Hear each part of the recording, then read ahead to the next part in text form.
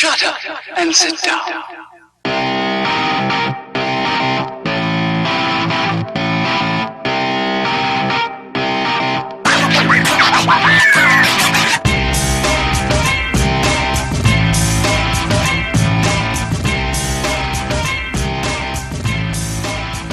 Howdy and salutations. Welcome to Broken Table Commentary, a three-man creative debate podcast all about the greatest of fake sports, professional wrestling. Every week, we each bring a different topic to the table. The topics can be ridiculous or serious, opinion or factual, creative or not, whatever we feel like. And as always, the topics for this week are in the description. On commentary, we have our Mark, the debonair diabetic dad, Lenton. I am debonair. Hello. Nice to meet you. Our historian, the returning Scottish boy wonder, Michael. Hello, Jeffrey Bernard is unwell, but so am I, yet I am here and Peter O'Toole isn't, so there. Isn't Peter O'Toole dead? That's why he's not here. And our critic, me, Jessel. You can follow us on SoundCloud, YouTube, and Facebook as Broken Table Commentary, or directly at BrokenTableCommentary.com. Episodes are now downloadable on SoundCloud. New episodes are broadcast every Thursday, 7 p.m. Eastern Standard Time. This is episode number 19, Wedding Table.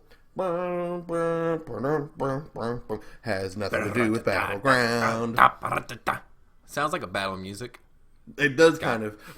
Marriage is like a battle, right? Whoa! Right, guys? We're all married, for anybody that doesn't know, all three of us. Together. Amorous three-man relationship. Dream daddy in real life. Hey, oh, wow. Hey, the day of my wedding, my gran gave me two bits of advice.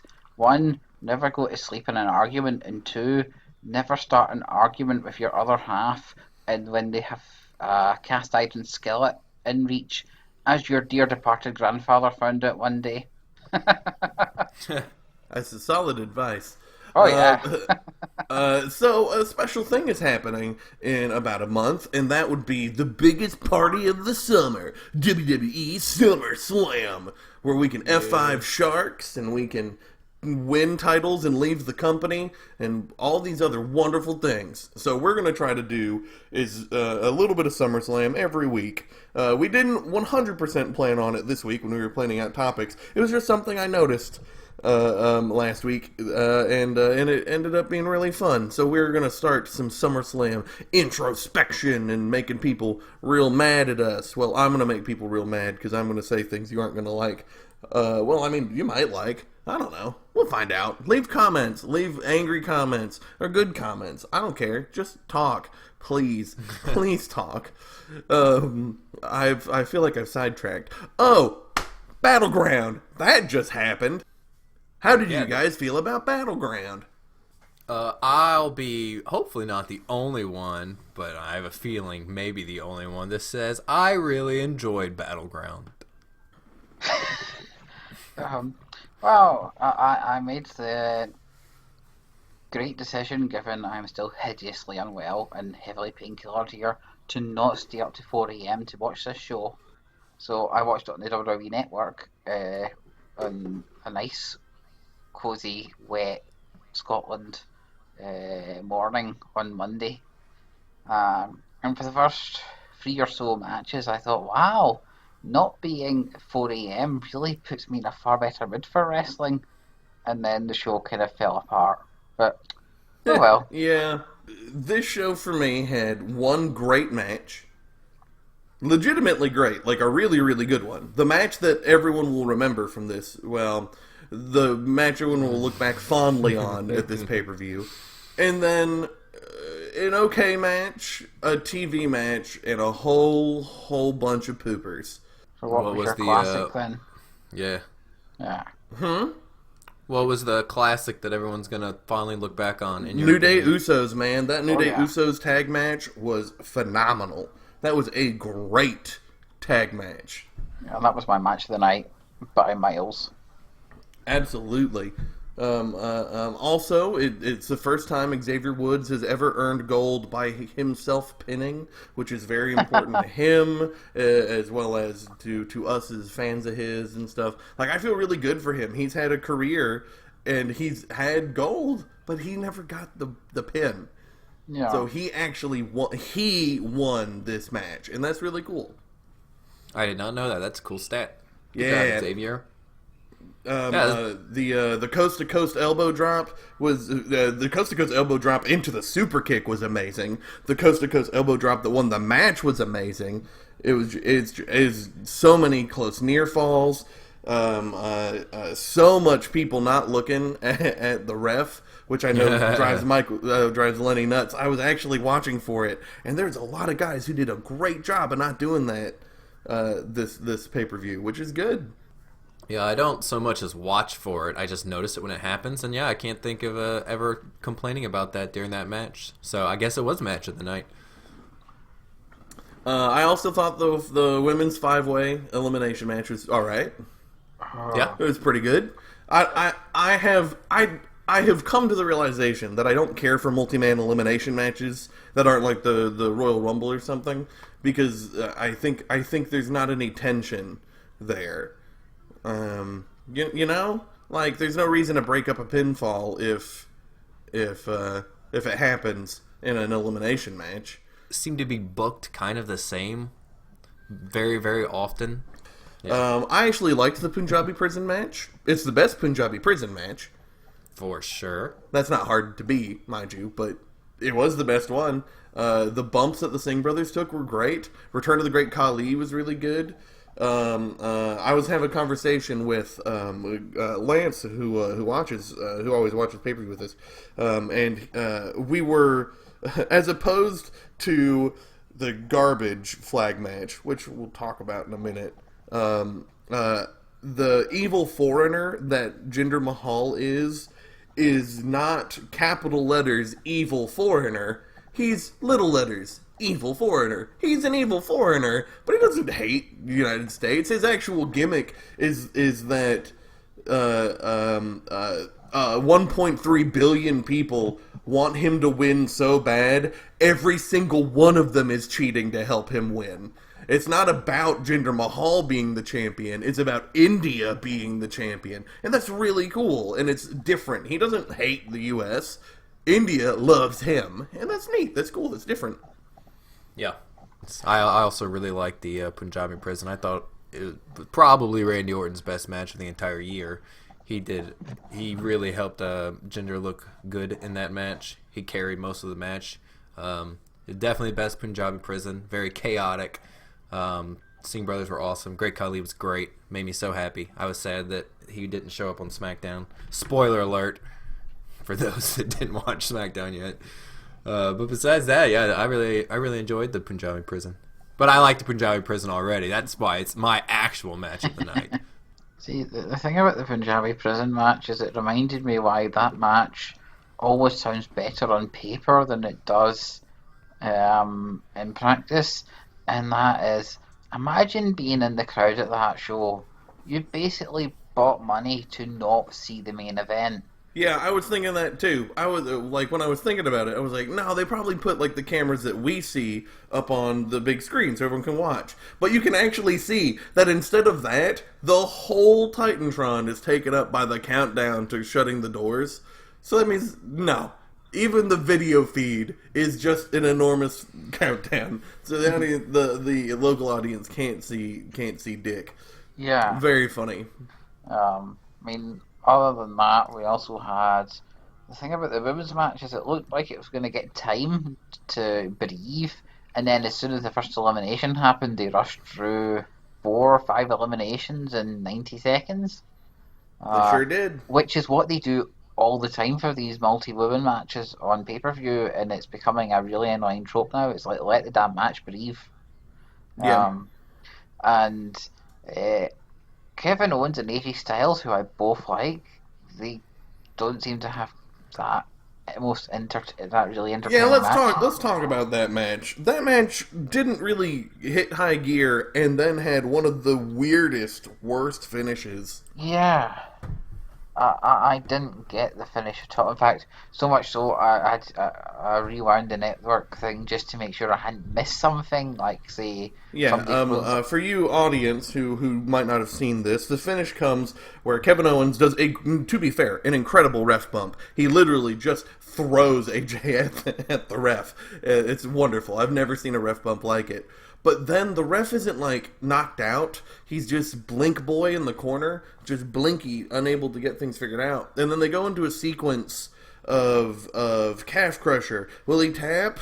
No, he doesn't tap, so we don't get the he tap, but the ref didn't see it. But then it switched to a crossface, but that still didn't matter. And then they switched to another one, and then it still didn't matter. And then finally, Kevin puts AJ's shoulders to the mat, and the ref sees it in slow counts, and AJ doesn't fight out of it in any way, shape, or form, and just loses.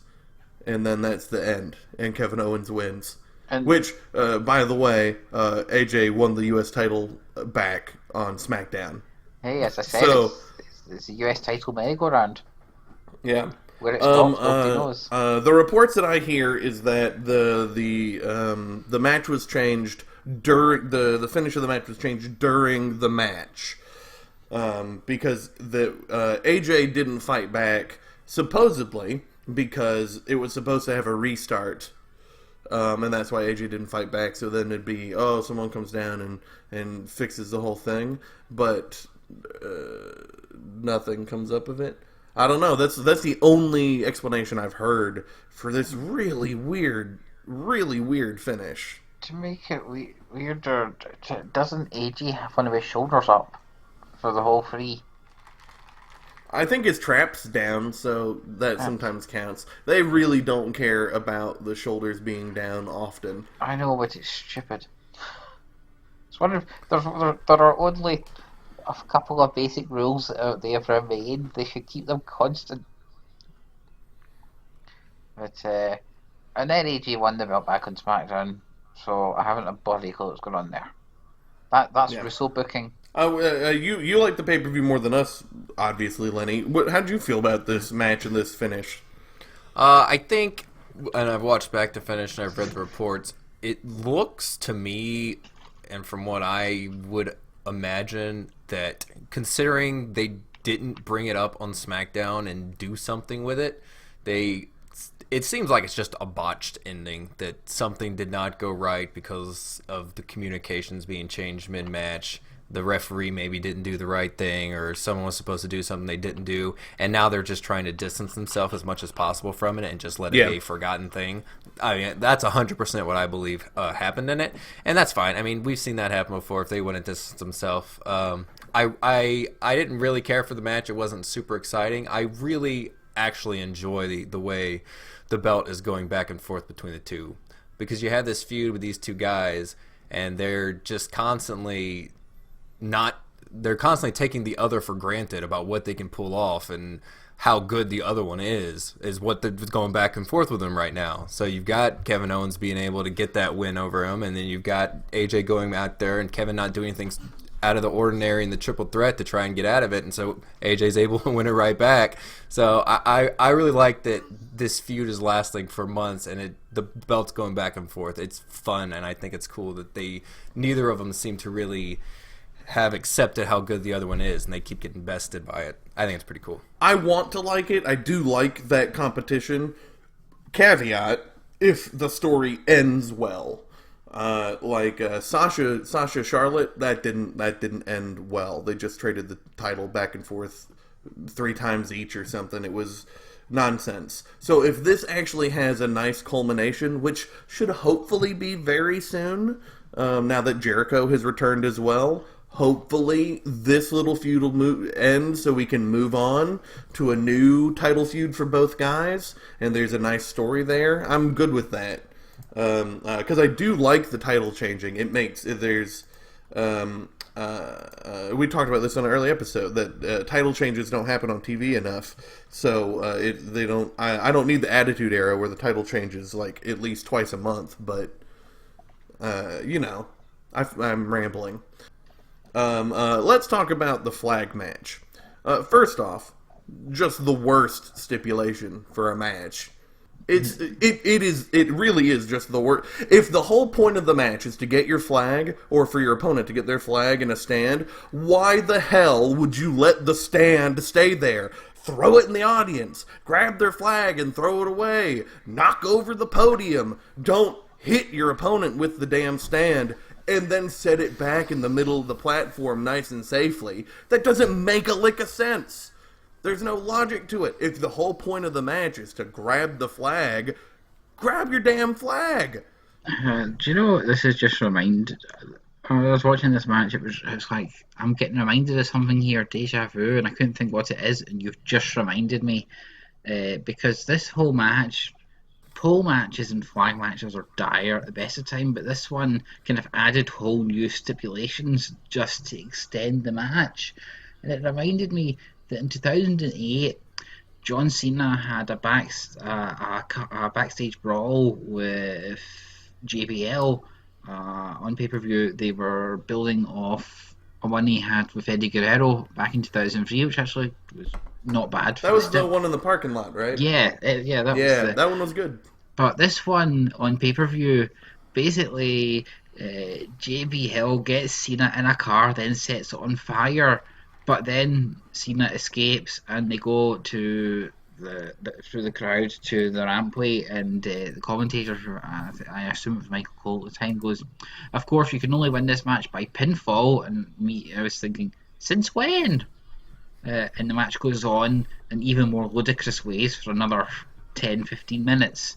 So yeah, it's the exact same thing. They changed the rules so they could extend this car crash, literally. What's hilarious is I've really come around to liking Cena, so this has nothing to do with me disliking Cena or anything. This match was just garbage. It was just a poop fire. It was a fire of poop. There's nothing more disappointing than seeing two people who could probably have a decent match without a stipulation, and then they have to... And it took time away from other matches. This stupid match that didn't need to be 20 minutes, 25 minutes, 30 minutes with entrances and saluting the flag at the end. They took time away from the women's match, which could have easily had 2 extra minutes and really kicked into gear from Kanellis and Sammy 2 to really kick that into gear to Shinsuke Baron Corbin, which we didn't even talk about, to let that match be anything. Yeah, I felt that match had flashes of chemistry, but it also had a 10-minute match with a stupid finish. Well, we already touched on AJ Styles is U.S. champ again. And Lenny and I are both positive. Lenny's more positive than I am. I just want to end good. How do you feel, Michael, about this U.S. title back and forth at Madison Square Garden, Battleground, SmackDown, do? It is very Russo-ific. It reminds me of when Jeff Jarrett won 3 titles in 4 weeks with the IC title, because he won it because Owen was meant to win it, but he died, so Jarrett won it instead of Godfather. Then he jobbed it to Edge before winning it back off to Edge the next night, before losing it the next night to D'Lo Brown, before winning it a few weeks later off of D'Lo Brown to lose it to China. These are the same 2 guys going back and forth. I know. Yeah, this is a little different. There isn't a Russo who said, "I'm going to make Jeff Jarrett a star, no matter what." No one likes him. Everyone thinks he's completely average, and there's nothing acceptable. Who cares? My best friend will have every title. Well, it's funny because do you know who was a good pal of Russo's at the time? Road Dogs, and who's booking SmackDown now? Oh no, Jeff Jarrett's coming back. He created GFW, but now he's going to come back and get the IC title again. Miz, watch out! Oh, God. But no, I'll when there's so many title changes one after the other, it's a bit overkill. It doesn't bother me when it's the same 2 people, because, I mean, if you're going to be involved in a feud for a title for a while, it should be that you can beat each other sometimes. I mean, it shouldn't always be that the one person is just getting the left side of it. Like what we've seen with Jinder and Randy. Jinder's beaten him so many times now. Randy's not beating him at all, but he kept getting all these title shots for all these different reasons. That's, that is what we normally see, is that booking, rather than the booking of, okay, they're going for a title and they can actually beat each other back and forth, so the title's going to change hands. So I like it. I like it a lot. Yeah, as long as it finishes fine, I feel like I'll be pretty good. Let's go ahead and move on to actual topics. 1. Goodness, I'm a wee bit rusty at this. Oh. So, topic 1 is mine. If you're a regular listener, don't be shocked. I used to be on this podcast. And it's a simple one, which is move 3 wrestlers living to the announce desks. 1 for Raw, 1 for SmackDown, 1 for the NXT. And who do they replace? Do you want to go NXT? Yeah, let's go show by show. Yeah. So Pick your show. Okay, so start with NXT. And Jessel, you want to go first? Get gone, Percy Watson! Yeah, Daniel Bryan is back. With Mauro Ranallo, they had great chemistry in the CWC. Daniel Bryan and Nigel McGuinness have incredible history together. In fact, the kayfabe reason Nigel was hired was because Daniel Bryan became the commissioner and couldn't continue doing commentary, so he picked a good friend, Nigel, to come and do commentary. Like, that's the kayfabe reason he's around. So, it makes perfect sense. Daniel Bryan, Mauro Ranallo, Nigel McGuinness, that's my NXT commentary team. What? Now, my answer is going to be great, because it's actually word for word. Not word for word, because I can't remember what he just said, but it is the exact same thing. Try to do it word for word. No, Try I already right now. forgot. Nigel Oh, no, wait. Percy Watson is out of there. Something like that. So definitely get rid of Percy Watson, because he's the weakest. Mario is starting to grow on me. He's not my favorite by any other. Daniel Bryan is a bad actor. I do not like seeing his face on TV and his little smiles and his little chubby cheeks getting all happy all the time. He's not good as a character with a role on TV, in my opinion. So I would definitely put him in the NXT commentary booth with Mauro and Nigel. I didn't know all that about the Nigel thing, or I don't remember it, so that's cool too. Yeah, That's it's a Ring of double Honor bonus. stuff. Check out Bryan Danielson versus Nigel McGuinness Ring of Honor Championship versus Pure Championship. That match is really good. That's a really good one. That's cool. That makes my answer sound smarter than it is. So thanks for that. You're like welcome. I feel we're picking on Percy Watson here, because guess who I'm getting rid of? Mauro Ranallo. See, I like Nigel McGuinness in his role, and Mauro, we're all, I think we're all, well, me and Jessel at least, were on here as supporters of Mauro and his commentary. But I was thinking that what would really help in NXT is having a voice of experience on the site. Somebody who's been there and done it, but also someone who can show insight into how the matches are what's happening in the matches. You have accurately described commentary, yes. Yeah. Well, you watch Raw sometimes and you be... Fair point. I retract my smarmy joke. And Very smarmy. Also someone who could help with the possibly not so much the training, but promo training like Dusty Rhodes used to do with folk before he sadly died, and also someone who I am a big fan of. In fact, I would say that I would back him in an argument against Ric Flair for being the greatest of all time here. And he still bloody wrestles, and I quite like him to live into his, old age instead of dying in a bloody ring somewhere, which is why I'm bringing in as the NXT commentator to replace Percy Watson as one of the great legends of wrestling, Terry Funk. That's who I thought you'd say. Yeah. Plus, people could practically learn wrestling through osmosis from him. He is very wet. So I shall circle this round and go for SmackDown, and I'll go, and then we can go back to Jessel at the other end. So SmackDown, I'm getting rid of JBL. Yeah. What? Yep. And I am keeping the other two. But I feel that wrestling is always good when you've got someone who's, enthusiastic about the product. So I was thinking of a former wrestler. I was like former wrestlers who, just infuse over everything. They could make somebody who could make anything seem like the greatest thing you've ever seen. And that brings me to why I am bringing in as the new SmackDown commentator, DDP, a man who, you could ask him, what do you think of this Baron Corbin Nakamura match on pay per view? And he'd go, man, I'm so excited. I need to be twins to contain myself. Um, I do love DDP. I enjoy this pick. That's a good one. I feel it would increase the sort of enthusiasm and positivity, and it would breed into the show. I am also replacing JBL. What?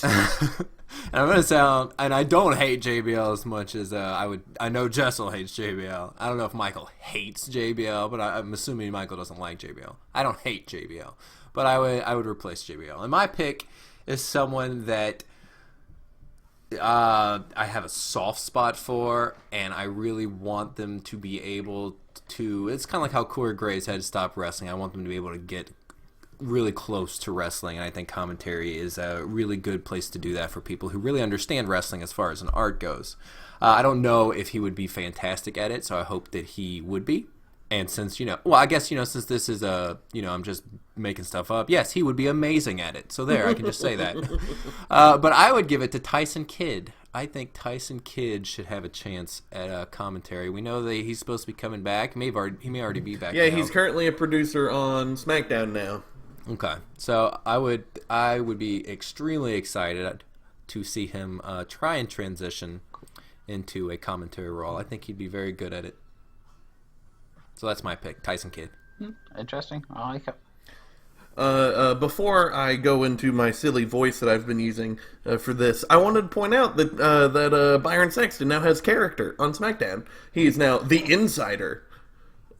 Byron Saxton, and I really like that. That gives him a little bit of a flavor to what he does. So now his purpose on commentary is to be more tabloid in nature, and you can listen on this episode of SmackDown and on Battlegrounds that's kind of how it worked. He had the inside scoop. He had a little bit of locker room talk. Like that's what his role has always been, but actually calling him the Insider and actually focusing on that aspect, I really, really like that. So props to the writers, props to Byron for doing that, because I always thought Byron was a good commentary.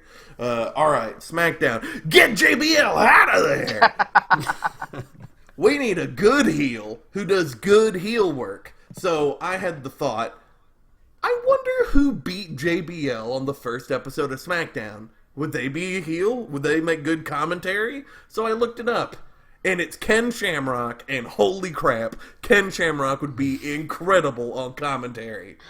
That would be so much fun. If you want a guy who can sell Shinsuke Nakamura's strikes, you get Ken Shamrock. If you want a guy who can sell Kevin Owens' hatred of AJ Styles, Ken Shamrock can do it. If you want a guy to put over Jinder Mahal over John Cena for being too clean cut, that's Ken Shamrock. Ken Shamrock would do so awesome. He would be so much fun, and it'd be such a different vibe. He'd come at things with a different mindset because of his MMA background, from being a guy who almost made it to the top in WWE but never did. He could be so much fun, and I always thought he had a great character, a great a voice. So I think it'd be a really cool place to have him. Shamrock beat JBL in a street fight in 9 minutes. Nice. On the first episode, or a little bit less than that, like 7 minutes or something. But yeah, Ken Shamrock. That's a good one. Yeah, I like it. I'm always calling on Shamrocks to be one of the surprises in the Rumble every year. I'd love it. As I go back in history to see all the Attitude Era stuff that I was watching WCW instead of WWF and seeing Shamrock, holy crap! I love Ken Shamrock. Yeah. He has a really fun match with Vader on one of the 97 pay-per-views, which has been Oh, forgotten. that sounds so much fun. That Yeah, sounds so badass. um, especially when Shamrock accidentally busts open Vader's nose and Vader gets a bit pissed off. And then it's a really fun match. Um, Most dangerous man in the world, Ken Shamrock, man. yeah. So, Versus the Mastodon. Oh. let's skip over to Raw, and it's Jessel. Goodbye, Michael Cole! That's right. It might be controversial to say, but Michael Cole has been doing this for too long. That's the controversial statement. So I get Michael Cole out of here. Michael Cole has been the voice of the WWE for too long. The way he does play-by-play, while it is better than JR's play-by-play, i.e. actually calling the moves and knowing what moves are, he has still been doing this too long. He needs good foils, and unfortunately they don't have good foils for him on Raw. And I don't think anyone they could bring in is going to have the energy that Taz had for him, other than bringing back Taz. But I didn't decide to go that route.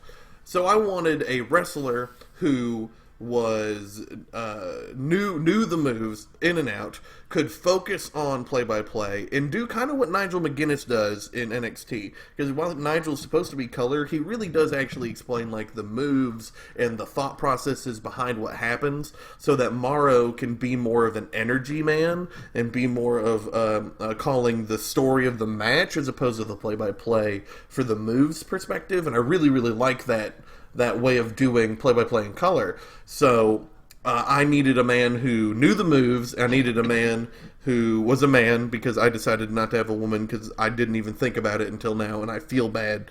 And I needed someone who everyone would take seriously. Well, who else? Than Lance Storm?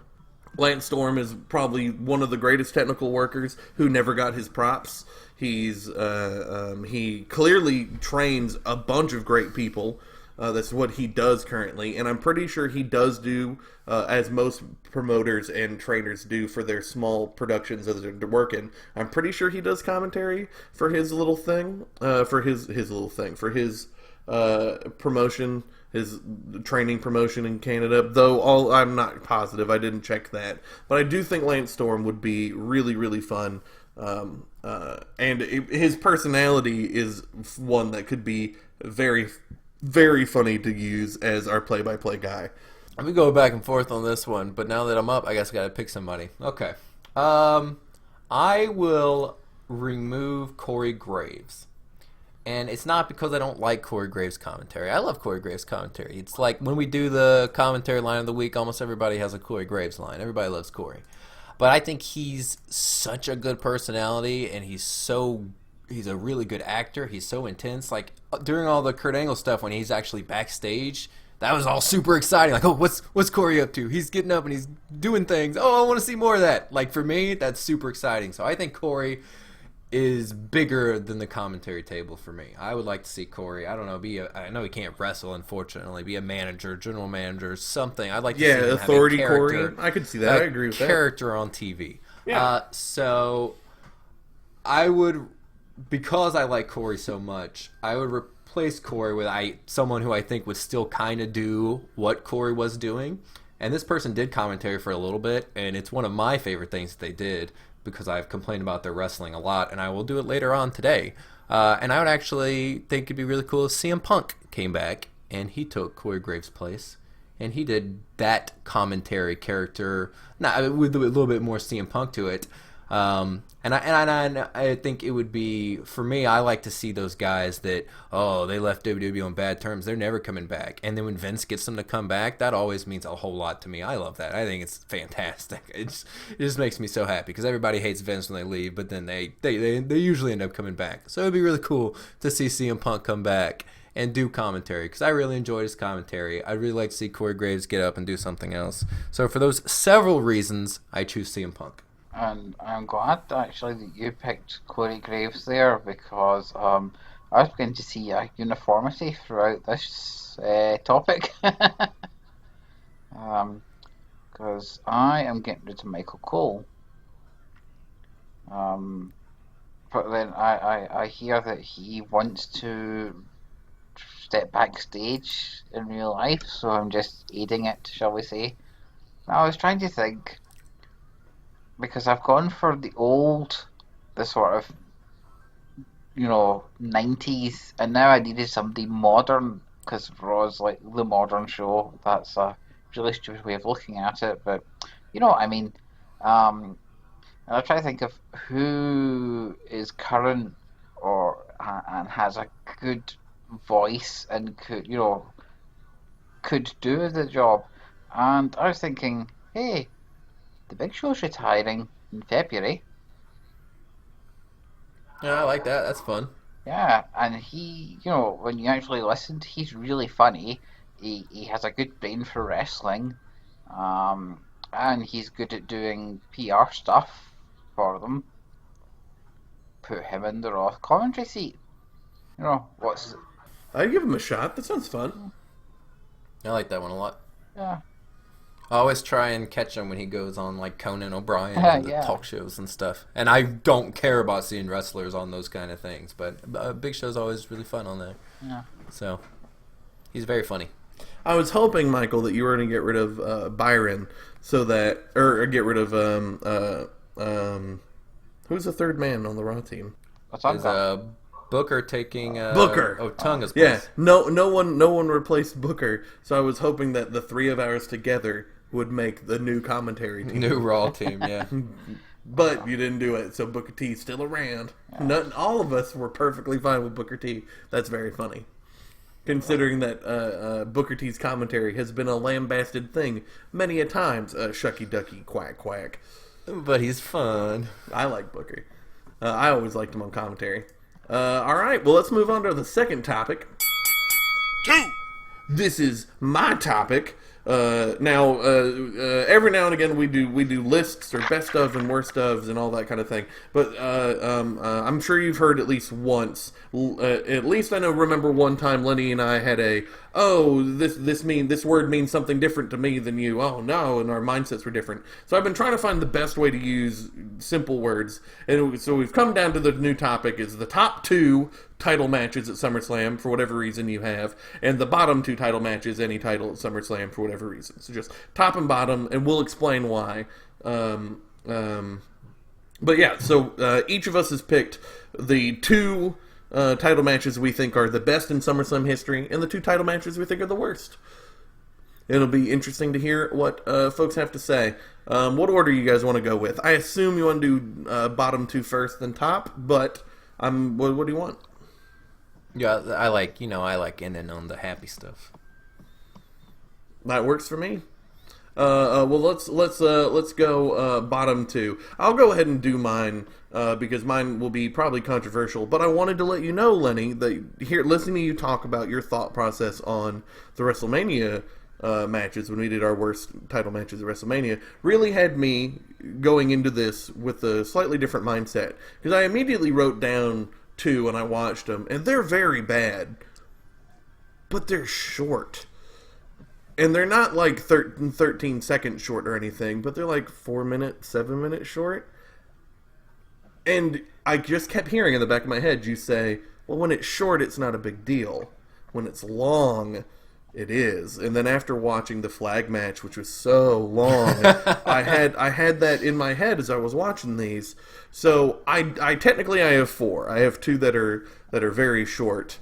But the 2 very controversial long matches that I actually think are the 2 worst title matches on SummerSlam, and I to be fair, I didn't watch all of them. I went and made a list of about 15 for each, and compared them, and then if I saw a match I wanted to see, I flipped through the pay-per-view to them. But my bottom 2 matches are Bret Hart versus Davey Boy Smith at 92 and Bret Hart versus Owen Hart in the cage match in 94. Those are the 2 worst title matches in SummerSlam history to me. Both for the exact same reason. Bret Hart is terrible at everything that I think makes wrestling great. He's terrible at character, he's terrible at ring psychology, and he's terrible at telling a story in that match. Those matches... here's Bret Hart versus Davey Boy. Rest hold. Rest hold. Rest hold. Rest hold. Rest hold. Rest hold. Counter by Davey Boy. Rest hold. Rest hold. Rest hold. Rest hold. Double clothesline. Rest hold. Rest hold. So on, so on, so on for 30 goddamn minutes. It is awful. Some of that is because Davey Boy was super, super, super doped up, and Brett was calling the match on the fly. So, that's fine. I get that. This is for the Intercontinental title in 1992. But that match was... It was the most boring, no psychology, no character, no nothing. There was nothing going on. And many people tout it as one of the best. I would be shocked if one of the two of you don't have it in your tops. At least on your short lists. It's called one of the best matches of all time. And it's garbage. It is bad. I don't know. I think so anyway. And then, of course, I said Brett and Owen, which I'm also sure that one of you might have in your tops. But that match, that cage match, is the epitome of a terrible cage match to me. All they did the whole time was try to scramble out of the damn cage. There's no character. There's no story. There's nothing about Owen. There's nothing about the character of Owen being cowardly and afraid. There's nothing about the character of Brett being reticent about fighting his brother after doing all this stuff. There's nothing to call back to their previous matches. It's just the same garbage over and over again. Climb over the wall. Nope, they don't. Oh, my leg's injured. It's okay. I'm not going to sell it any longer. Over and over again. The whole damn match. And it's so long. And it's so... I hate it. I hate both of these matches. They're both so long with no character, no story, no ring psychology. I hate them. And for me... Even though Mabel versus Diesel had two terrible workers, it lasted 7 minutes. Even though Batista versus Khali was essentially a squash match, it was short. So those are my bottom two. Controversial or whatever, I don't care. I hated those matches. Legitimately hated. Yeah, I know I've said it to you personally. I don't know how much I've talked about on the podcast that I am not a Bret Hart fan. I know on here I have talked bad about the Bret Hart-Shawn Michaels Iron Man match, which follows... I think all three of us hate that match. Yeah, Bret Hart does a lot of the stuff that you complain about in those matches and these matches. The thing I've said good about Bret Hart was I really enjoyed his feud with Owen Hart. I thought it was the best family feud in wrestling. But that is not in any way saying I think Bret Hart is a good wrestler. I do not think Bret Hart is a good wrestler. None of these two are... They probably wouldn't crack my top 10 of SummerSlam. I watched one of the two that you mentioned. The other one I didn't. I was aware of because I have seen it before. It's been a long time, and I knew I didn't like it. So I knew I didn't care for the Owen Hart Bret Hart cage match. I remembered that one. I had no interest in rewatching it. And then the Davey Boy. I mean, I didn't think anything significant of it whatsoever. I got very distracted. It did not keep my attention at all. So I am perfectly good with your top two or bottom two. Top two of the worst. I do think a lot of people would disagree with you putting Owen Hart and Bret Hart on there, though, because I know that one. I think so too. That one is. It reminds me of a story that Cassius Ohno told. I think I might have said it on the podcast before, but Cassius Ohno told a story about part of the reason why he left, because it was Chris Hero in the Indies, and when he wrestled, he was known for being like CM Punk and Daniel Bryan and having 40-minute, 50-minute, hour-long matches all the time. He was a stamina monster, had these huge indie matches. So then he comes to WWE, where the average match length is probably 8 minutes. And he had a problem with that. He couldn't get it. And then, of course, he was told that he didn't look like a star. He wasn't fit enough, so he had to... all that stuff. But he tells a story about talking with William Regal, about how William Regal explained to him that the length of the match legitimately doesn't matter. A great match is a story. And... that Cassius Ohno talks about how that changed his mindset on wrestling entirely. How he always thought that the best match was the match you could do the most moves in the longest. Michael, what do you think of my bottom? Is it nice? Round? Supple? He's talking about his butt. Michael left. Oh, never mind. He's back. I thought he was so angry. He was like, I'm done. Screw this. Well, actually, I was going to say my gob is utterly smacked here, but actually, No, I've been friends with Jessel for years. I saw this coming. But he knows I disagree entirely, and he'll disagree entirely on anything and stuff that I say, no doubt. So, Man, I can't believe that, I mean, okay, I'm not a fan of cage matches, and Brett and Owen had a much better match at WrestleMania 10, which, greatest match of all time. But I can't believe that Bulldog, the Bulldog match is one of your worst SummerSlam matches of all time, given one of the matches on my list I thought was going to be a cert for your list because it's like it's a matchup you hate, and it Well, has what's your bottom two? What's your bottom two? well, because I just listened to what you're saying about Lenny and the longer matches, etc., etc. I am giving the Christian Regal a reprieve because it was 9 seconds. It was super disappointing, but it was only 9 seconds. Yeah. And the second worst of all time was Bertha Faye via Lundra Blaze from SummerSlam '95. It was a women's match. It's hindered dreadfully by a really bad heel gimmick for Bertha Faye, who used to be the Monster Ripper. She was like the karma of her day in the 80s women's wrestling, but by SummerSlam '95, she was kind of somewhat over the hill. So both of these women have had better matches at a time, but the whole thing set up to make this a really dreadful match, and it's probably the worst women's match in SummerSlam history. But no, the worst title match in SummerSlam history, by far, comes from SummerSlam 2009, and it is the 752nd time that Orton and John Cena met on pay-per-view. This is a match where they try and do the whole thing from the '98 with Vince and the making up the steps as they go along, but it's Orton and Cena, and it goes 25 minutes, and it's the usual thing that they always do, where they're trying to pace themselves because they know they've got 25 minutes to fill. The whole thing is built around the debut of a wrestler, Brett DiBiase, who is gone within 24 hours of his debut because they backtracked after having him setting up the whole SummerSlam main event for his debut. The whole match is full of the Orton Cena 2009 tropes, which made them have some of the most anti-chemistry in the history of modern wrestling. And did I mention it goes over 20 minutes? For me, picking bottom, for starters, yes, I go with length, as we've mentioned length several times here, because when it is a short match, even if it was disappointing and it was crappy, it's so easy that's a bathroom break. I mean, literally, when it comes on, if you're watching the pay-per-view, you get up, you go get a snack, you go to the bathroom, and you get to pretend like it never even happened on the pay-per-view. So those are so easy to just let go. But the thing that puts something at the bottom for me is when it is disappointing. So things for me it's not going to be a match that I went back and watched without having a lot of the build-up and the backstory and then the stuff happened afterwards, because that's not as disappointing to me. Which is different than everybody else's answers, I believe. Like, people knew when they were watching John Cena and Randy Orton that we know what to expect from John Cena and Randy Orton. I mean, you know that you don't like Bret Hart as a wrestler, so you were probably not going to like watching a Bret Hart match.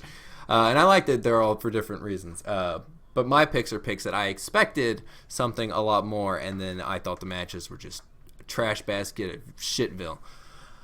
So firstly, and this one, I don't know if it'd be controversial because I don't know what the internet wrestling fans think anymore. Because the only the only wrestling fan I know strictly on the internet is Michael now, because everybody else I know I see in person too. Hi. So I don't know. He's my only internet wrestling fan. So what's the word that don't they have a name? Internet smarks? Is that what you call them? Something like that. I'm not a smark. Well, I don't know. We'll see what you say. We're coming from Michael's blood this episode. Welcome back. So, I'll just go another free quality then off. I've got John Cena versus CM Punk from 2011 in the bottom. Interesting. as my number 2. That's very interesting. It is, and when you, and this might not be fair, but for me, when you take into account a match and the build up to it, you get to take into account what happens, everything that leads up to it. So I think for this match, I did take into account the short match that happens in the same night right after with Kevin Nash interfering and Alberto Del Rio helping him cash in. All that mushes together and burns into your brain of this John Cena CM Punk thing.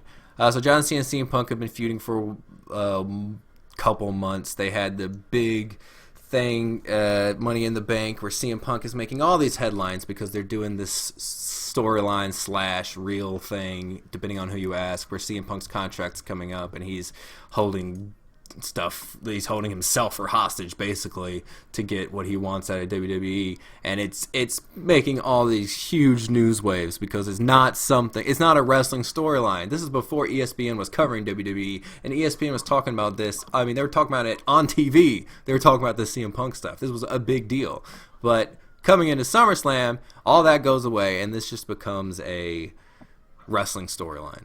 John Cena wins the belt again from poor little Rey Mysterio. CM Punk shows up with his version of the belt, and so they go and they have this unification match with the 2 titles. And it is a close to 30-minute match, which we've talked about. It is crappy, which every night except for once, I think John Cena and CM Punk worked very badly together. You have, and a lot of people, if you don't watch this match, you don't realize that the match was actually going to be over at the 13-minute mark. They both fall out of the ring from a clothesline over the top rope, or I can't remember the exact move. It's not like a high-impact move, and they're going to get counted out. Triple H is a special referee. This is the SummerSlam main event title unification undisputed match, and it is going to end in a 13-minute count-out, double count-out. But then at 9 seconds, Triple H is like, no, I can't let that happen. And he goes out there and grabs him and throws him back in. And then from that point forward, when the entire match was going to end on the count out, the whole thing is just all the worst things that CM Punk and John Cena can do. It then becomes just them laying there, taking each other's finishers and signature moves, and then pinning each other and not getting the 3 count. And then one of them slowly gets back to his feet, and then the next person hits one of their finishers or signatures, and then someone kicks out. And this just goes back and forth, for a good, it feels like it's eternity, but I'm sure it's not because the match is over now. And then CM Punk finally hits the go to sleep and pins John Cena, but John Cena's foot was on the rope. But Triple H is not going to restart the match because of that. He was going to make sure that there wasn't a double countout, because that would have been terrible for the match. But John Cena being like, oh, my foot was on the rope, that wasn't fair. Nah, that's fine. Triple H is like, oh, that's cool. Yeah, I got to go. So Triple H leaves. John Cena leaves. He's not going to argue anymore. CM Punk is celebrating that he won the roll on top of each other finishing move contest.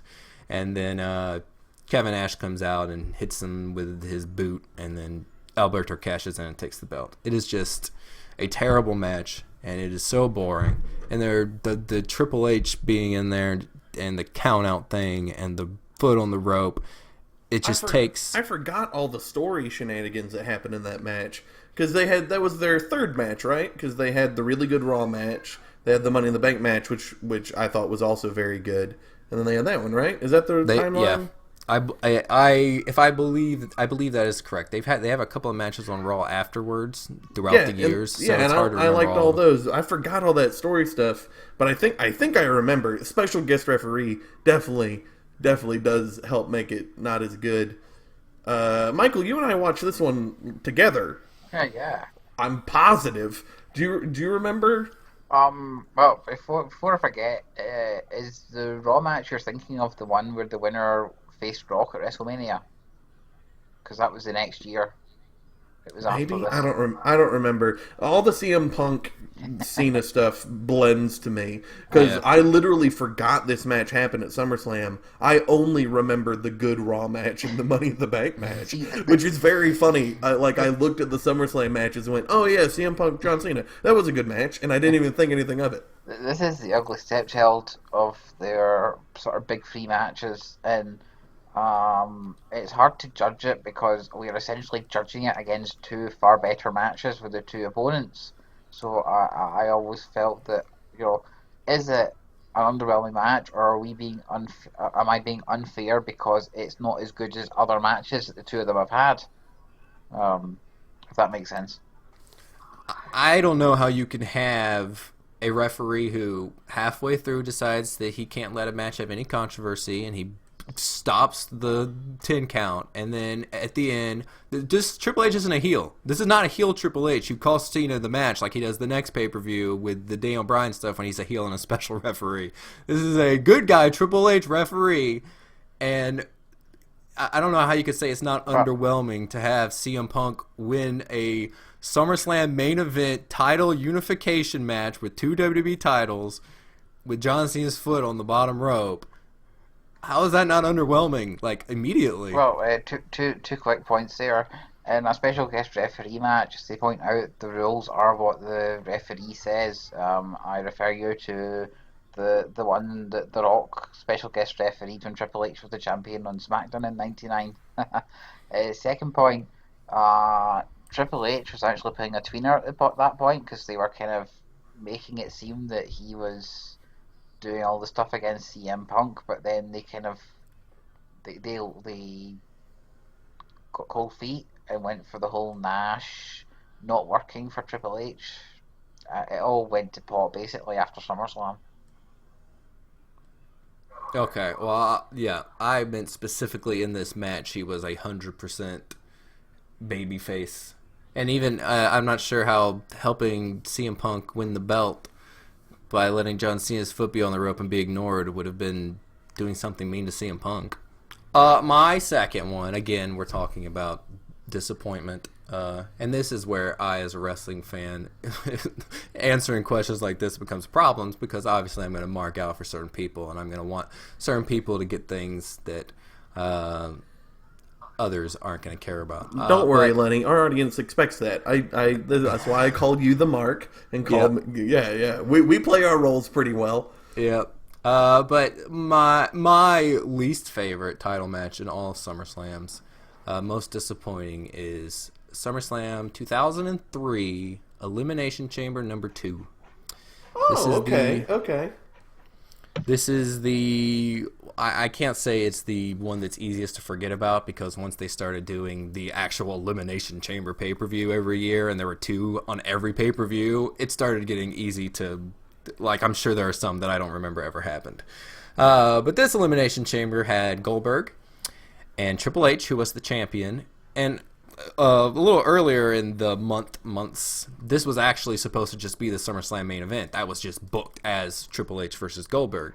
But there are some reports that Triple H was actually going through a hip injury at the time, so that's why they changed it and made it. They basically for this match they take 3 singles feuds and they just throw it into Elimination Chamber and make it into one big 6-person match. And in this match, Triple H barely does anything. He takes a Sweet Chin Music and he swings a sledgehammer, and that's all he does in the match. So if it is because his hip is hurt, I can see why they take away the match between Goldberg and Triple H. But that doesn't mean at the time that I knew that that's what was going on and that I'm happy about it, because I'm not. I'm so mad at this match happened the way it did. Kevin Nash is in this match. Talking about Kevin Nash again. Look at that. Kevin Nash, get the hell out of my life. And he has the horrible short blonde hair during this match because he lost a hair match against Chris Jericho, or Chris Jericho just cuts it. I know Chris Jericho cuts it all off. I can't remember if he loses a hair versus hair match or just Jericho gets rid of it all. So he cuts it really short then, and he bleaches it this horrible blonde, and it's the worst. Jericho's in it, Michaels is in it, and then really green, can't wrestle yet, Randy Orton is in it, and he is just like a wobbly goose the whole match. He does not know how to wrestle yet, and some people would say he still doesn't know how to wrestle. The intervals are shorter for whatever reason. They let people in a lot quicker in this Elimination Chamber match. Arguably the best part of the match is the back and forth between Jericho and Shawn Michaels at the beginning, which they don't use the Elimination Chamber at all. They only stay in the ring for it. And I was rewatching the match today, and I was like, oh, I love this part of the match. And I watched, I was like, they don't even touch the Elimination Chamber. Well, that seems unnecessary. So, and then it's basically Kevin Nash comes in and gets eliminated. Everyone just sort of lays around until Goldberg can come in and eliminate people. Everybody tries to get to Triple H. Like I said, Triple H is hiding in his pod. Ric Flair has helped him. He's held it shut. And then when it's Triple H, it gets down to Triple H and Goldberg, and Triple H gets a sledgehammer handed to him from Ric Flair on the outside, and Triple H just destroys Goldberg with a sledgehammer and beats him. And then a month later, he loses the belt to Goldberg at Unforgiven. And it's just... You know the only reason this one didn't make it in my even watching? Because gimmick matches tend to just be meh. But man, you aren't wrong, sir. You are not wrong. Elimination Chamber, I actually like more than I like the Royal Rumble. So we talked about it before. Yeah. This is especially painful for me for it to be the second ever Elimination Chamber, Goldberg's first title shot, and then it just all is just so awful and forgettable, and nothing of significance happens in the whole thing. Do you ever notice how short that match is? Yeah. 19 minutes. There are 3 minutes between entries into the Elimination Chamber, which doesn't really give them much time to breathe. And that's because something on the card overran, and they had like 25 minutes to do the entire main event segment before the pay-per-view went off the air. I'm not sure what ran over. The only thing that goes over before is Angle Brock Lesnar, so maybe it was that. The really funny thing about that, the Nash haircut, is he dyed the hair that colour the night before Raw, having been advertised for a hair v hair match with Jericho. And when Jericho saw him backstage, he says, "What are you doing?" And he's like, "Dude, no one will ever suspect the guy who just had his hair bleached, dyed, is going to lose a hair v hair match." And Jericho went, Jericho said, they will when you look like Marvin the Bloody Martian. That's great. That is really nice. Man, yeah, that's all very good points. Elimination Chamber has always just been real median to me. Just real middle of the ground, so I never think of it as the top or bottom of anything. But you know me, story and character are king for me, and then I want great ring work. You point out all the reasons that the story is poop. It's a big poop boy. That was a good assessing. Yeah, I'm not usually so critical, so I feel bad that it was so easy for me. No, see, there's nothing wrong with being critical, especially because you can be critical in a positive sense. Let's talk about our top two. Michael, you go first. Well, my top two are Owen Brett. Yeah, baby. It's not. But that would have been really funny. That would have been great. So one I want to mention is from SummerSlam 2001, and it is for the IC title. It is Edge versus IC champion Lance Storm. Now, that was a good match. Yeah, I remember I watched it live because I managed to sweet talk my mum into letting me see it. The pay-per-view ended at 4 a.m. I went to bed, I got up at 7 a.m, ran to the school to go on an outdoor ed, and a couple of days later I tore my ankle at the top of Ben Nevis, but that's I digress. But yeah, that's such a great match, and it builds Lance Storm's character. I love how he does this whole... He starts off with it, if I can be serious for a moment, without any interruptions, and he stops and he waits, and he goes, "Splendid!" he thinks he's going to get away with the no interruptions, and then Edge comes out and ruins it. And they go into a hell of a match. I mean, it's easily Lance Storm's best match in the WWE, because he didn't get many chances like this.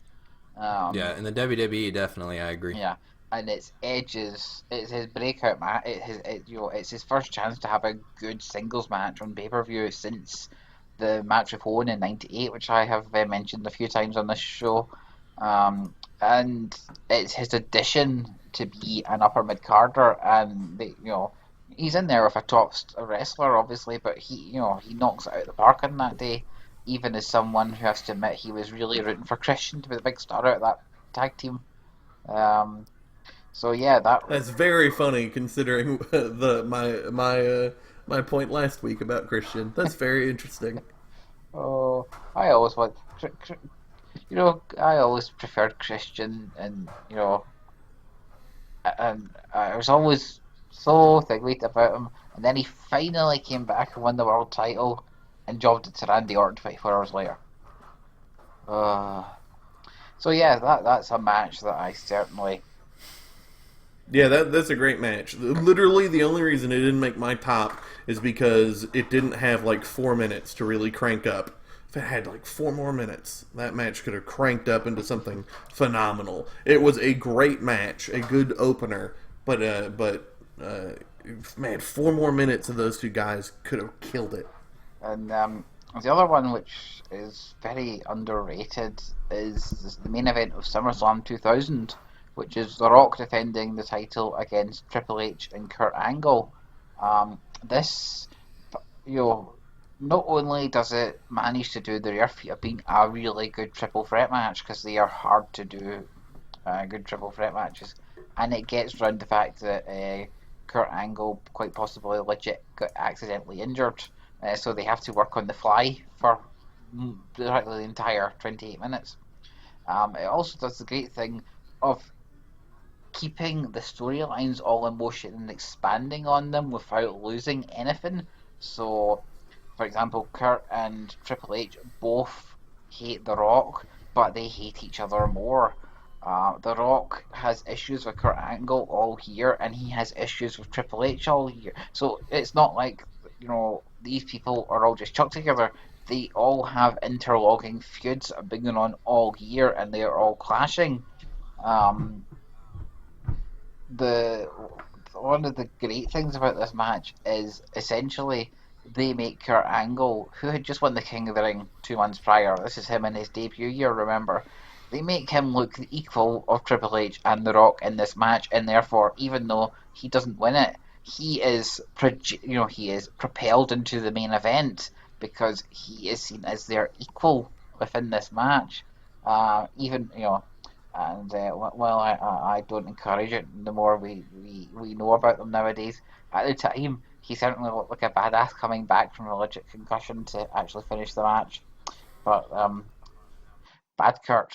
But yes, it's a really good match, and it not only did it keep all the stories at the time, but it made everything move forward towards the end of the year. So yeah, and nobody remembers it now because obviously everyone remembers far more famous Rock, Triple H, and Rock Angle and Angle, Triple H, etc. I'll have to give it a rewatch. Yeah. I luckily just watched it this morning because I was actually turned on that pay-per-view to watch a different match, and I just kept it on. I was doing other things. That is a fantastic match. Well, I love it so much. I have to see it. Yeah. It's on somebody's DVD. I can't remember whose. So probably the winner of the match. I used to watch it on that one quite often. It is a fantastic match. Very good pick. Why don't you go next, Lenny? Oh no, I'll go next. That way we can end on the most positive man being the most positive. Okay. Yeah. I have a short list of 3, but I'm only going to go with 2 because the more I think about one of the matches and some of the points you actually made about the bottom matches, Lenny, the more that my third pick it doesn't stand up to the other 2 because I think the other 2 did it better. So let's go to 2001 again, a great SummerSlam, to the RVD Jeff Hardy Hardcore Ladder match because holy crap, that is a great ladder match. On top of that, it is 2 guys who on paper look like they have the same style, but they really have entirely different style. RVD is calm and collected in his high flying, where Jeff is about he's a sprinter versus a marathoner. RVD is more the marathoner. So you have these crazy moments of how these 2 mesh and interact, which is really great. On top of that, you have Heyman on commentary, really, really selling things. RVD is supposed to be heel, but everyone loves him. Even the middle of this Invasion feud, doesn't matter. Everyone loves him anyway, which gives a really, really cool flavor to it, because everyone loves Jeff too, so the audience is just eating up the whole match. It made the Hardcore Championship feel like a real title instead of the joke title, which is wonderful. Actually having like real competitive matches for the Hardcore title really elevates it. Arguably, it's probably the best Hardcore Championship match, period. I haven't done enough research to back that up, but it's arguable.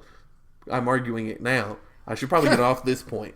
And even better than all this, RVD and Jeff Hardy are not guys I care about. I don't mark out for them. I don't like them. I don't hate them. They're middle of the road. So when I put on 2001 hilariously to watch a match that many people call one of the bottom matches of all time, and then as watching it, I saw this one. I was like, you know what? I'll give this a shot. I remember this being on the Jeff Hardy DVD set, and it's great. And then we also got to see Lance Storm Edge, which was also great.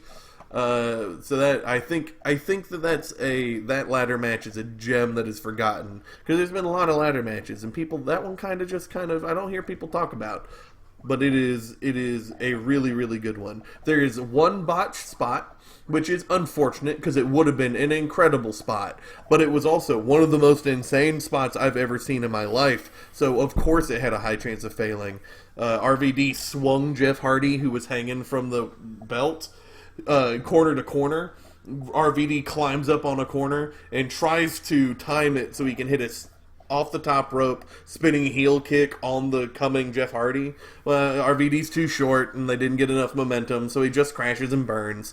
And then the splash that Jeff Hardy was gonna do, it crashed and burned as well. So I mean, to be fair, there was a botch in there, but it didn't matter, because with it being hardcore, a hardcore match, the fact that they even tried was good. On top of that, they didn't do the trope of, oh, I'm so tired, I can't climb the ladder.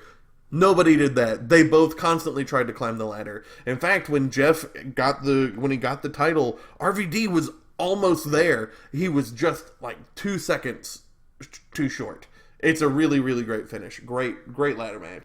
Yeah, that is probably my favorite Rob Van Dam match in his entire career. I really like RVD Eddie Guerrero, but when I think back on both of these matches, I can think of a lot more that happens in RVD Hardy, so I'm assuming that one means more to me just off of that, because I held on to more memories. So that is a fantastic match. I love that one. Well, that match was so fresh to RVD's debut, and quite honestly, I'm still coming back to the whole how stunned I was when Rob Van Dam went to WWE, because for the whole 2.5 years beforehand that I've been a wrestling fan, the whole thing online was that Vince would never sign Rob Van Dam because he was, the antithesis of what they wanted in his company. So, and then that WrestleMania that year, even though ECW is dead and he's a free agent, Shane McMahon uses his finisher, which all the news sheets were claiming was a kind of take that to RVD.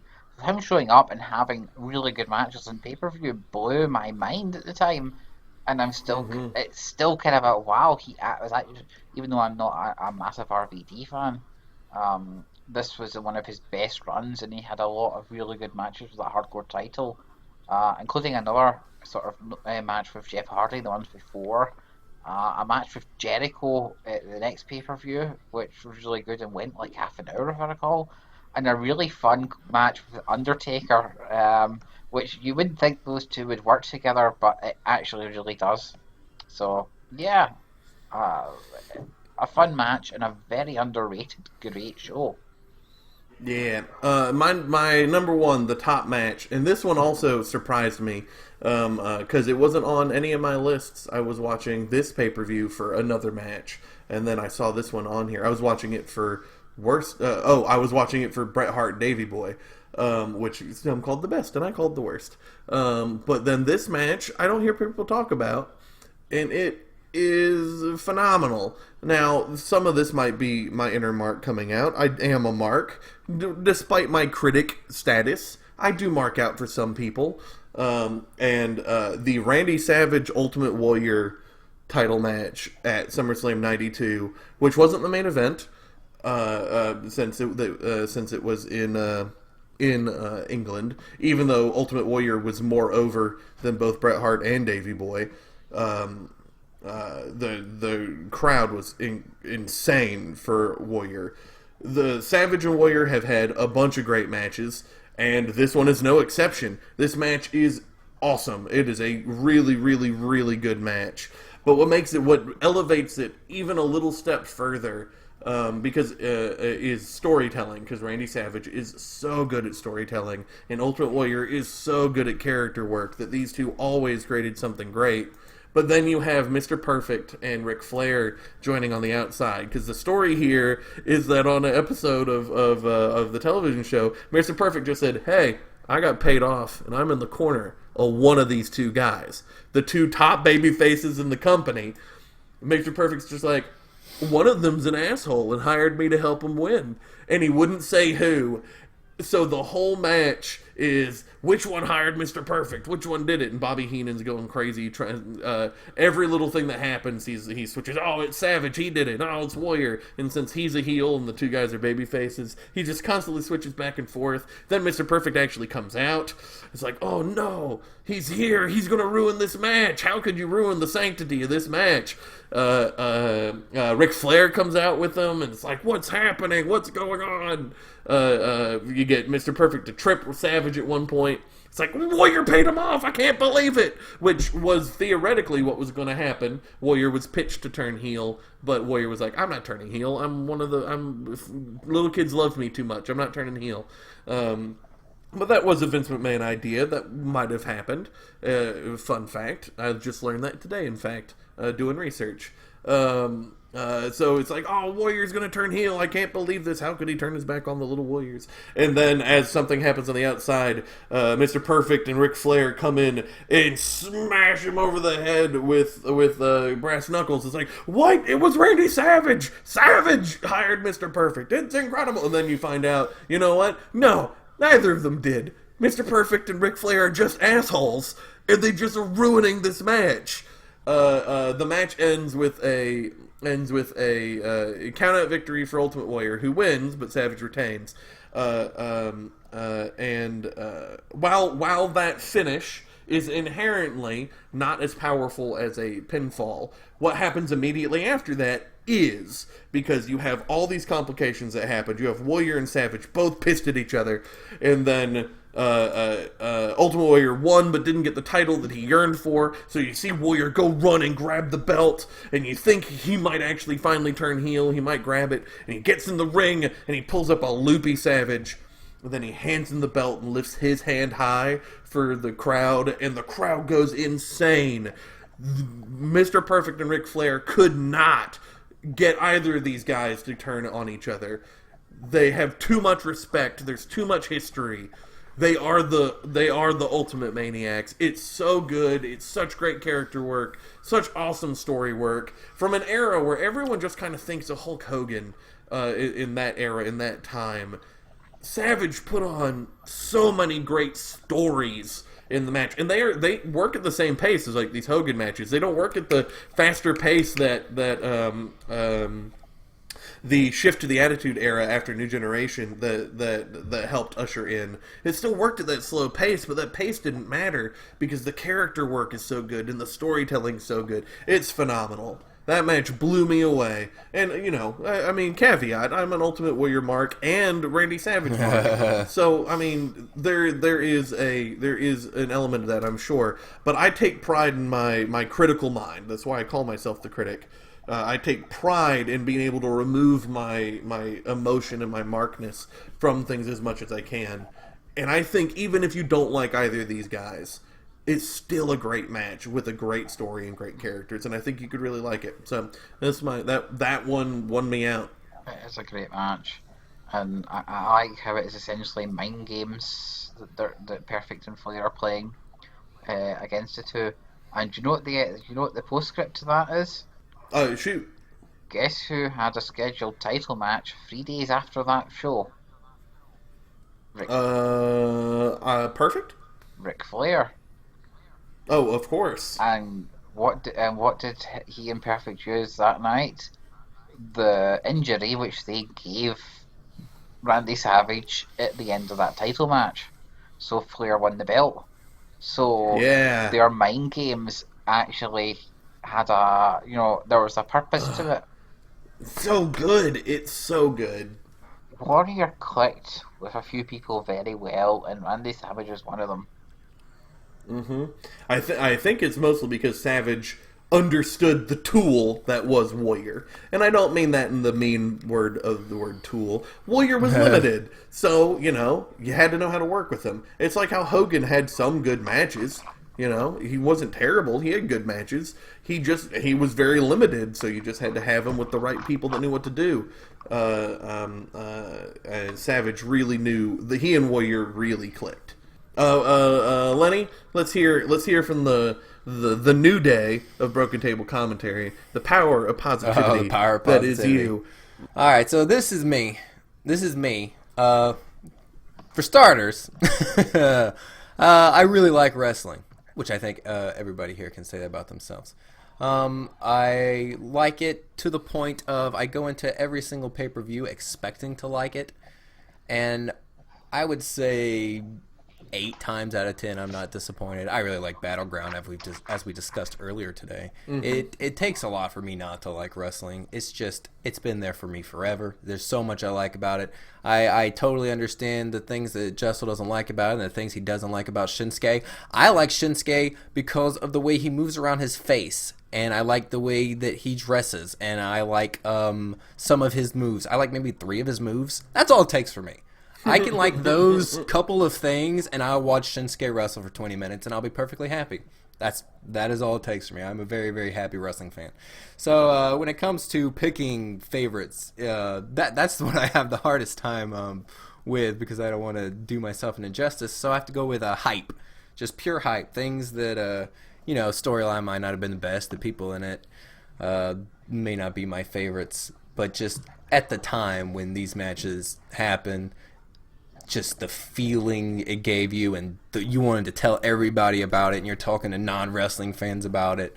Just the things, those kind of matches. And number 2 for me, which is not going to be one that anyone's going to agree with, is Brock Lesnar versus John Cena. That is... Oh, that's the 17 suplexes, right? 17 suplexes, no, baby. I love that match. That was in my top 5. No, I'm totally with you. That match is great. That is it does so many amazing things. It takes all the complaints about how all Cena matches go, and it flips that on its head. It takes how we book wrestlers, how wrestling has been booked, and it takes Brock Lesnar and just flips that on its head and does something completely different. Cena, after that, the next 2 SummerSlams, he's putting over Kevin Owens, and then he's putting over AJ Styles is what he's doing after that. It's completely changed the way Cena does wrestling. I mean, after he suffers this huge loss, he stops being Super Cena. Yes, he has a couple of Super Cena wins. We saw that at Battleground, obviously. But after that, after this match, and he finishes up the thing with Brock Lesnar, he goes on to the Rusev thing, which Rusev makes John Cena pass out. I know no one wants to talk about that because in the end Rusev doesn't look super great. But in their first encounter, Rusev just destroys John Cena on pay-per-view, and it's pretty intense. And then John Cena starts the open challenge with the U.S. title, which we know Michael likes. He put that as his favorite year with the U.S. title a couple episodes back, or a couple months back. And Cena goes on, and since then we've seen Cena, when it comes to big pay-per-views and stuff, he's wrestling these younger guys. He's not doing Brock Lesnar type matches anymore. Now that all might change when we see him headlining WrestleMania next year against Roman Reigns, but that's guessing. And this year, It looks like we could see him versus Jinder Mahal. Is he going to put over Jinder Mahal at SummerSlam? That would be amazing if we see John Cena put over Jinder Mahal at SummerSlam. I mean, this match and everything it did, just having Brock Lesnar go out there and kill John Cena, and John Cena being willing to do that, and he sold everything really well, and John Cena doesn't usually do that. I mean, Yep. this is a fantastic match. It is so hype-inducing. It is so exciting. It was such an exciting time of wrestling. I remember talking with Jessel at the time, and we're just like, what the hell are they going to do with Cena from here? And now we see that Cena's going to start wrestling these younger guys. He's going to start putting over these younger guys because he's all his fan base knows that Cena is not this superhero that they thought he was since 2002. It's so fantastic, and I love the feeling that it gives me. Just like I've got goosebumps all over my body right now just thinking about it. Makes me so happy. I'm with you. That is the match that turned me around on Cena, who I despised. It turned me around. I can't argue with you at all. Fun fact, I was looking this up with Michael because I was just thinking about Cena. Did you know Cena is like the worst at SummerSlam? Like, it's the pay-per-view he's the worst at. He's 4-9 at SummerSlam. His whole career. He's 4-9. I'm thinking back. I remember Edge beating him and Batista beating him. Yeah, I can think of him losing a lot. So. At SummerSlam, which is kind of it kind of flips the script, because normally SummerSlams in Vince's head has been the second night the baby faces win, but Cena just loses just a lot at SummerSlam. It's very interesting. I think he has 6 or 7 losses in a row at SummerSlam right now, which is very interesting. And my number one, though, these two matches, the one that I just talked about and the one that I did pick, I mean, they're like 1-1. They're holding hands in first place. I love them both for very different reasons. But this match is a match that I watched at a friend's house at the time, and I've seen lots of matches of the same gimmick that didn't hold up for me. This one is my favorite of it, and it is SummerSlam 2000, the Triple Threat TLC tag match is my number one SummerSlam match. And I can be critical about it because I can think of things that I shouldn't like about it. They do the slow climb up the ladder, and a lot of it is just from the fact that a lot of the spots that they did in that match first, we've now seen 1,000 times, but they did it first in that match, and now we see it. Now we'll see the people falling off the ladder through 4 tables every time there is a table. But I really like the fact that that match, that the weapons represent each of the tag teams. That a lot of people when they think of the TLC, like, well, okay, it's just the weapons there for whatever reason. But no, it was for a point. The Dudleys had the tables that they were always using. Edge and Christian had the chairs they were sandwiching people's heads in. The Hardys were known as the high flyers. They'd walk under ladders because they weren't afraid of any of that. They would use ladders to jump off of. They were the most comfortable with the ladders. And they brought them all together for a reason. It wasn't just, let's make a hardcore match and put these guys in it. And that's a really cool thing that a lot of people don't know about, because it was, I mean, you had to have followed the Monday Night Raw through the time to know about that kind of a thing. But it's just a really fun match. It's just really hype. It keeps me interested all the way through. There's no dull moments. It's just it's a longer match, so there's more to enjoy. I think that's why I have it slightly higher than Lesnar Cena, but they're completely different matches and they do completely different things. It's like really, really difficult to compare the two. It's just a really fun match. It's not a great wrestling match, but it's just really fun, and it's my favorite to watch. I get all that. I get it. That match always reminds me of one of the few times that Jerry Lawler made me laugh when the segment which birthed the TLC concept, Mick Foley says to Edge and Christian that you're defending the belts at SummerSlam in a TLC match before he says what it is. And he just says it's a TLC match. Lawler goes, woohoo, tender loving care. Let's keep this gravy train rolling and move on to my favorite question. Lenny keeps asking the questions I like. Topic number 3. All right, mine is extremely simple. It is book the next WWE wedding. Although we did make one rule that it could not be Nikki Bella and John Cena, because that's not really a WWE wedding. That's a real person's wedding. So that doesn't count. Can't do John Cena and Nikki Bella. You can do John Cena and somebody else, or Nikki and somebody else, but can't touch that So I'll go first, and I can be pretty quick with mine. It's not a very good idea. I usually I tend to have the most trouble with the questions I come up with. So mine is basically, I don't need my phone to look at it. It's pretty simple. It's pretty straightforward. You may have noticed throughout the podcast that I try to get Bailey something to do. I recognize that she is not a great wrestler. I don't find her entertaining. I don't think she belongs as, look, here's Bailey, this character, let's put her in. She's just one of the other female wrestlers. I don't think she works I don't think she fits. Just doesn't fit for me. Amen. Sorry, Bailey. So last week I tried to get her to be the creator of a comic book TV show that makes us superhero wrestlers. So this week I'm gonna try to get her married. So The Miz is talking to The Miz Taraj, and he's trying to teach them the lessons of how to be successful. And he tells them, you got to wrestle like me, and you need to find love, and you need to find somebody you can marry and be by your side while you're wrestling.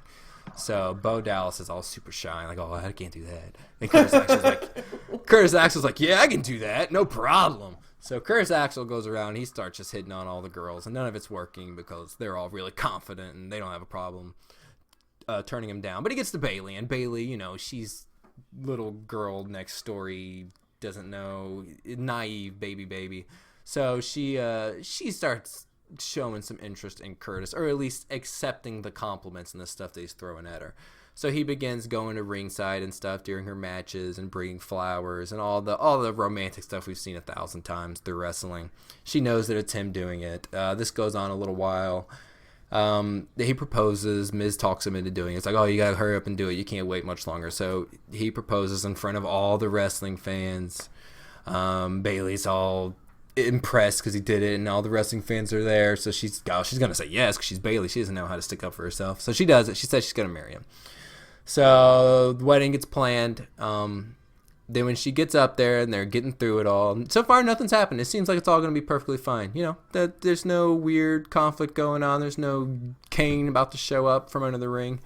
And then when it just gets to her and they ask if she wants to take him to be her husband, she just realizes she can't do it. That she was appreciating all the attention and all the compliments and stuff, but she's just not romantically interested in him. She just was interested in being liked, and she realizes that would be unfair to Curtis Axel, so she can't do it. So she just tries to tell him that as nice as possible. She's crying, if she's a good enough actress to cry. I don't know if she is, probably not.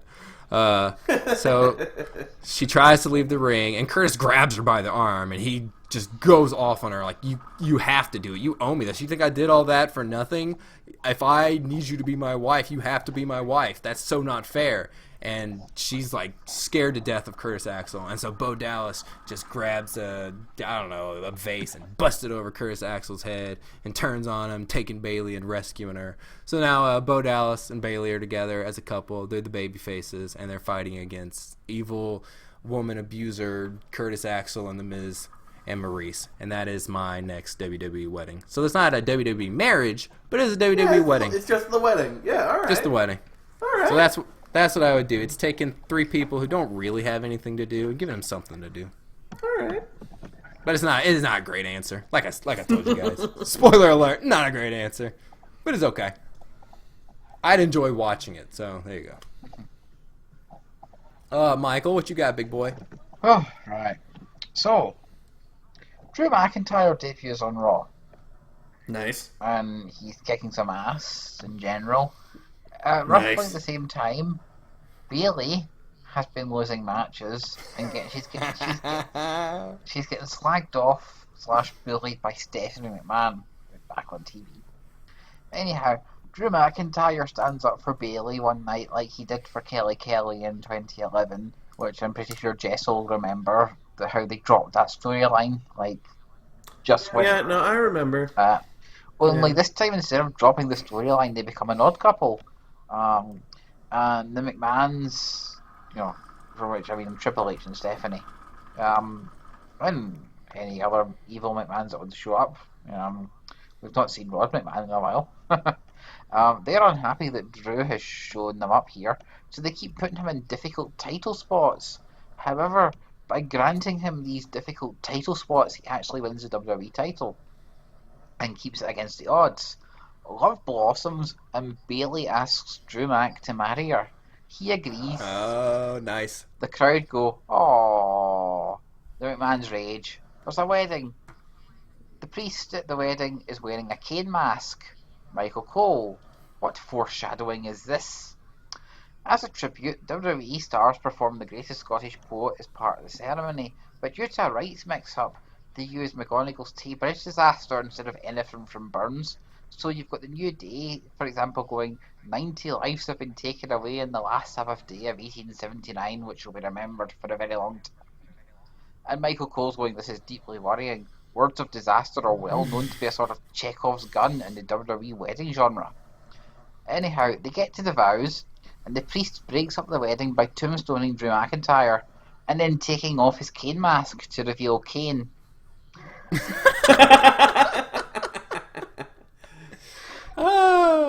At this point, the random corporate heel who won Money in the Bank runs out and cashes in. It doesn't matter who it is because they're a cipher to the McMahons anyway, as usual. And Drew loses his belt. And then, shock horror, Bailey hugs Stephanie and Triple H and becomes Evil Bailey, who doesn't like hugs. She was in it. Does she take down her ponytail? Yeah. No! She was in it all along. So you've got Triple H on Raw Talk. This was all part of my master plan to get the belt back in McMahon hands. And Corey Graves asks him, wouldn't it have been easier to just not give Drew McIntyre any title shots? You control the booking after all. At which point we have a pause so long that Harold Pinter would say, hey, that's too long a pause, even for me. At which point Triple H goes, I never thought of that. I picked Bailey because she's the least likely diva on the roster to turn heel, whereas others would be obvious villain. And I picked Drew Mac because Drew Mac's awesome, and I'm a big fan. And so that I could earshot William McGonagall into the conversation somehow. You sure did. You sure did get that in there. Yes. And the concept of the New Day, kind of performance arting either the worst poet in the world or one of the greatest satirists, depending if you get the joke, just tickles me so much. Everything kind of spun from that point. So there you go. That's pretty great. Some traditional Michael booking is back. Hey, that wasn't a wedding in a cell or a Rumble wedding. Damn it. So, I mean... I've gone this far for wedding mentioning rumble. Rumble in the Cell or Battle Royals. I should be, oh damn it. If all you listening haven't figured it out yet, most WWE weddings have a heel turn at some point. It's just kind of a thing that happens. Heels just ruin weddings. Also, you might have figured out that we here don't care for Bailey very much. Well, I'm going to tell you, sir, that I hope that my story will give you something different to think of than a heel turn, or at least slightly different. Because, spoiler, there's always a heel turn, but you'll see what's going on. And I don't have Bailey in it. So, Aww, mine's poor long-winded. Bailey. Mine's long-winded, but I'm going to try to go fast. First and foremost, I want a homosexual wedding. Done, period. That requires a homosexual relationship. That's not easy. There are not a lot of openly gay wrestlers, period. But there are two in the WWE. Darren Young and Sonya Deville. Darren Young's currently injured, and since this is supposed to be the next one, that means I'm using Sonya, which I really like. She's in NXT. She's great. She was on Tough Enough. Now, this has to be handled right.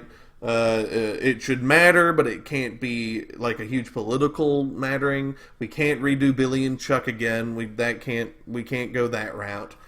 So it's about it being a homosexual marriage without the homosexual part being the part that matters. They're just the characters getting married. So that also means we need a female performer who can be part of the storyline with Sonya. And that means it either needs to be in NXT or I move them up from NXT. I'm gonna keep them in NXT. I really liked the idea of trying to book the next one, and for me that felt like immediately. So I actually tried to get it so it could start at the end of this year. since I think Sonya's sticking around in NXT, we're doing NXT. That means an NXT lady for her to get in a relationship with. I have the woman for the role, but I'm going to go through the story first and let it develop. Okay, so the Mae Young Classic happens. Great stuff. Awesome. Woo! Obviously, some of those performers are going to stay in the company and some won't, just like they did with the Cruiserweight Classic.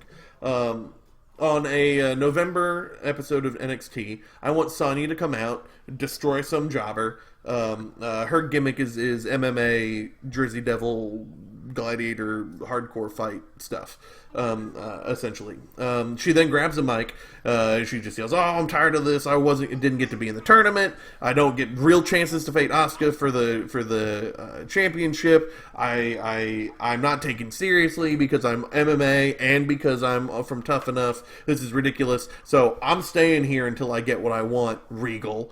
So she sits down and we cut to the commercial. We come back. Oney Lorcan's music hits. Oney Lorcan comes out for his scheduled match, but then you cut and see that Sonya's just in the ring. She hasn't left. Oney Lorcan's yelling with the talking. Well, he's not yelling because Oney Lorcan's just a babyface boy. He's just talking with the referees and like, "What's going on?" Oh, and she won't leave. Ref tries to get in her way and she shoves the ref out of the way. Oney tries to get up on the ring and she smacks him upside the head, having blood capsule his mouth so that she causes blood. Really put over that she hits hard. So Regal has to come out. But before he can even say anything, Shayna Baszler, who is competing in the Mae Young Classic, and is one of the MMA Four Horsemen, she comes out, and she's like, "You want to fight? I'll fight you." She comes out, and Shayna destroys Sonya. Just absolutely destroys her. Sonya gets a few good hits in, but Shayna beats the crap out of her. Next taping, so probably 3 or 4 episodes later, Sonya's back in the ring. She once again demands competition. She demands that she gets what she deserves, which she clearly doesn't. She's a heel. So Regal comes out and says, "You know what? Fine, I'm going to give you what you want. You're going to have a best-of-5 series. If you win, you get an NXT Women's Championship match. But if you lose, you will be fired because your behavior over the past few months has been intolerable." Sonya says that's fine. She'll fight anybody. She's better than every woman in NXT, every woman that's ever competed in the WWE. So Regal says, "Well, then I have just the right person to teach you respect. Someone who knows something about respect." And then out comes Serena Deeb. Serena was in the Straight Edge Society. She's coming back for Mae Young Classic. She's revitalized herself and gotten herself way healthier. Her hair's back from having it cut off by Punk, and she's removed her enormous fake breasts to have her more natural yoga body. Serena was a great wrestler in the WWE. Never got a chance to have a match. She literally had 0 matches, and she's a phenomenal wrestler. You can look up some stuff from Shimmer that she had with cheerleader Melissa and I think Beth Phoenix and so many other great... She was a great wrestler and never got to wrestle. Really sad. So I'm going to use her. Over the next few tapings of NXT, we get our best-of-5 series. And during this best-of-5 series, we start to see a camaraderie and relationship form between them. Sonya barely wins the first one. But then Serena wins the next 2. Just out-wrestles her. Every match finish, Serena offers a hand, and Sonya rejects it, but she gets closer and closer to accepting her handshake every match. Sonya ties things up in the 4th one, putting it 2 and 2. But there's controversy because Serena's leg is under the rope, so arguably she didn't win that match. During all this happening, Billie Kay and Peyton Royce are causing problems because they always do, and they want Sonya fired, probably because they got in Sonya's way backstage at one point. So Sonya dumps Punch on them or something, something classic. So they are arguing with Regal that she needs to be fired. She lost. That's 3. Serena wins. Sonya's fired. She's out of here. Regal says that the referee called it for her favor, and he's not going to fire her for that. If she deserves to get fired and lose, she's going to get fired and lose, and that's fine. So we have our last match. Have it be the main event of the episode. Be the main event of the taping if I had my druthers, but it will probably just be main event of the episode. And it is a knockdown, drag out, hard hitting, awesome match that the two of them, I'm positive, could pull out. Eventually, though, the match gets ruined because Peyton Royce and Billie Kay come out. They look at the two of them who are both down, and then Peyton gets a chair and hands it to Billie, and Billie whacks Serena over the head, which disqualifies Sonya, and she loses and is fired. So, of course, she's not fired, really, but in kayfabe terms, she's fired. So now we have Serena versus Billie Kay and Peyton as a feud, and you have a couple moments with Sonya and Serena. You get to see them having talks and friendship and training together, even though Sonya is no longer a WWE employee. This leads to Regal eventually, because of all these shenanigans, giving Sonya one more chance at the next takeover, and it's a tag match, Sonya and Serena versus Billie Kay and Peyton. They win the match, it's triumphant, it's awesome, and when they get to the ramp, they kiss. And it is a shock to everybody. It comes out of nowhere if you weren't thinking about it or didn't know, and they kiss. So then on the next episode of NXT, we learned that over the course of this whole thing, what we saw is camaraderie. It actually was romantic feelings for each other. It doesn't matter that they're women. It doesn't matter that they're homosexual. It just happened. And they tried their best to keep it quiet, which is, I think, really understandable and has a lot of pathos. So we eventually have lots of yada yada yada because the story needs some time. Well, you have an engagement, you have a wedding set for a takeover, which of course some people are like, oh no, a wedding, oh god, what's going to happen? So at the wedding, you have I have Sonya indeed turn heel on Serena and smash her across the face with the wedding bouquet and trash her, powerbomb her through a table, leave her there. So the NXT Women's Babyface Champion, probably be Ember Moon at this point, comes out and she's like, I cannot believe you would do all this. Blah, blah, blah, you are ridiculous, and I'm going to fight you, and blah, blah, blah. And Sonya's like, I'm not going to fight you. I have no reason to fight you. So this is all still happening at TakeOver. So Ember's like, look, I'll fight you. I'll put the title on the line if that's the only way you'll fight me, because I'm going to teach you respect. And it's like, hooray, yay. So they have a match. Ember Moon, Sonya have their match. And then Swerve, Serena grabs a chair or the bell and knocks out Ember Moon, turning heel as well, showing that this whole thing was an act. They are married, but this was just a way to lure Ember Moon out to give Sonya a match. And now Sonya is champion, and we have a crazy heel power couple as holding the women's title in NXT, and keep them together as a power couple, heel ladies. And when they come up to WWE. That's my story. That's a lot of stuff. So let's see. I don't remember all the thoughts I had because there were many. I really like the double swerve. That's fantastic. Thinking that that one's a heel and one's a face, and they both going heel. That is something that has been rarely done. I'm sure it's been done, but that's really cool. Thank you. It would the thing that is weird to me that caught me off guard is Ember Moon showing up there at the end, seemingly for during all this time, do Ember and Serena have like a friendship that's being shown on TV, like a really good friendship as well? It happened. I think of it more of the idiot babyface champ than there's a relationship there. It's just like, that's bad. Don't do that. That's stupid. Because they do that every now and again. I don't want to put too many characters in the pot for the relationships, and I think it'd be too. I think it might be a little too foreshadowy to have Ember Moon actually be part of this whole thing. But that's just off the top of my head. She's coming out for the sanctity of wrestling, and don't do that to anyone. That sucks. Why would you ever do that to somebody? Ruin a wedding. Blah blah blah blah blah. Okay. Yeah, that's the only part that I don't really like is that Sure. she comes out all of a sudden and is willing to put her title on the line because of it.